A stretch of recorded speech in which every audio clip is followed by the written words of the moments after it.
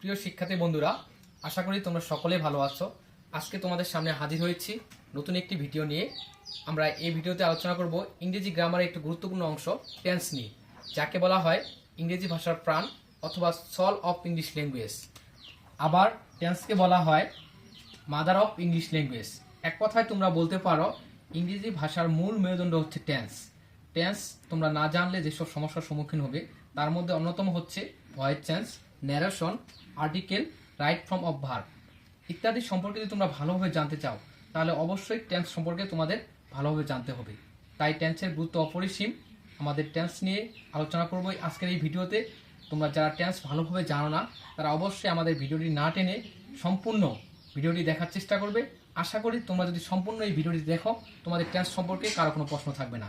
তো বন্ধুরা, আর কথা না বাড়িয়ে আমরা চলে যাই আমাদের মূল ভিডিওতে। টেন্সের বিস্তারিত জ্ঞান সম্পর্কে জানার জন্য আমরা আমাদের মূল ভিডিওর দিকে অগ্রসর হই। টেন্স অর্থাৎ কাল বা সময়।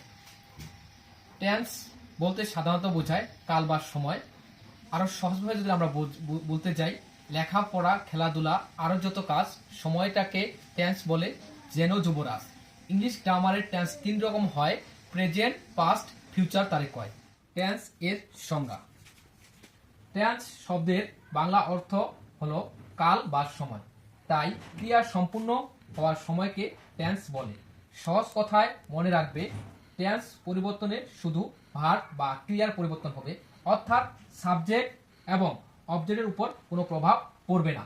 যেমন প্রেজেন্ট টেন্সের একটি উদাহরণ ধরা যাক, হি প্লে ফুটবল, সে ফুটবল খেলে। এখন আমরা যদি এটাকে পাস্ট টেন্সে রূপান্তর করি তাহলে আমরা ইতিপূর্বে বলেছি যে টেন্স পরিবর্তনে শুধু ভার্ব বা ক্রিয়ার পরিবর্তন হবে, বাকি সাবজেক্ট এবং অবজেক্টের উপর কোনো প্রভাব পড়বে না। তাহলে আমরা প্রিয় শিক্ষার্থী বন্ধুরা এই টেন্সটিকে পাস্ট টেন্সে রূপান্তর করে দেখি যে আমাদের কথা সম্পূর্ণ সঠিক থাকে কিনা। Past tense.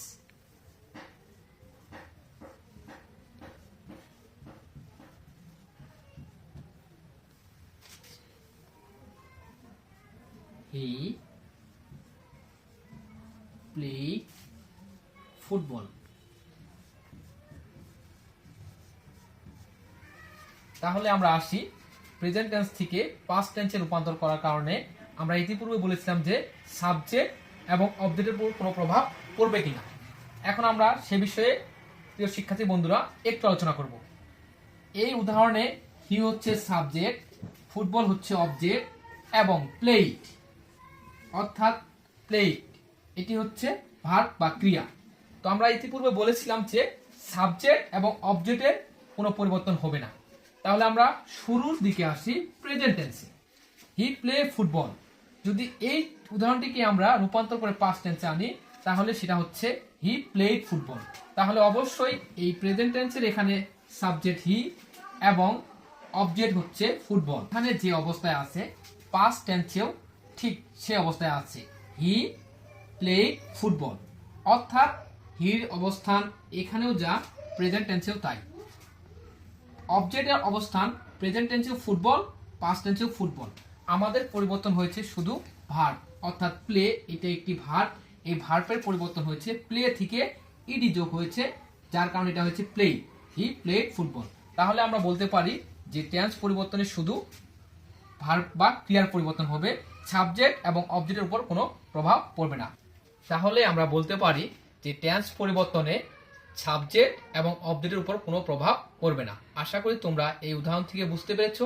এখানে আর কারো প্রশ্ন থাকার কথা না। যদি কারো প্রশ্ন থাকে কমেন্টে অবশ্যই জানাবে, আমরা তোমাদের প্রশ্নের উত্তর দেওয়ার চেষ্টা করব।